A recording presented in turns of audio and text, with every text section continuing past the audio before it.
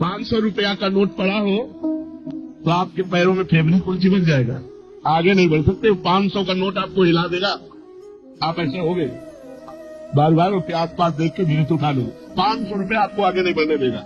अगर 10-20 नोट 500 के पड़े हो और आसपास कोई हो ना, और आपको फिर उनको क्रॉस करना हो, निकल जाना हो वहां से, फिर आपकी परीक्षा होगी कि आप कितने बहादुर हो, कि आप उनको रौंदते हुए निकल जाओ। उनका कोई मार्ग न हो, जैसे रद्दी कागज ऐसे तुम्हें, लेकिन ऐसा नहीं होगा।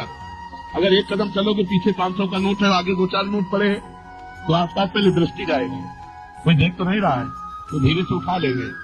भले ही हम वो कहीं दान पेटी में डाल दें, लेकिन उठा जरूर लेंगे। क्यों उठा ले? क्योंकि महत्व है, धन में महत्व है, भोगों में महत्व है।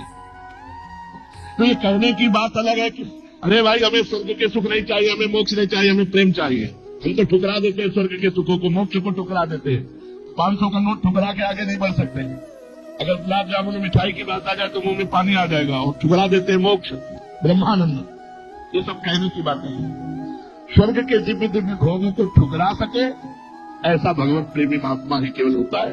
नहीं, एक अप्सरा उतर आती है तो बड़े बड़े ऋषि मुनि जो है ना भ्रष्ट हो जाते हैं, अपनी स्थिति से गिर जाते हैं। और मोक्ष सुख तो बहुत बड़ा सुख है। भगवान के प्रेमी जब उसे ठुकरा देते हैं, मोक्ष सुख को अगर कोई ठुकरा पाया तो भगवत प्रेमी महात्मा, जो अभी स्वर्ग के सुख जानते हैं। अब इसी पहले ऋषि मुनियों के पास जो है सराय आया करती थी, बोले अमुक ऋषि के पास, जैसे विश्वामित्र जी के पास बोले मेनका जी आई, उनके पास अमुक आई। अब नहीं आती है, जरूर बोले।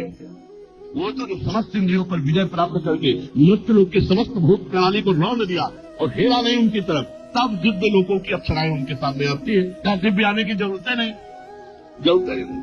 तो स्वर्ग के सुख तो तब उतरे ना जब मर्त्य लोग के सुखों का विजेता हो।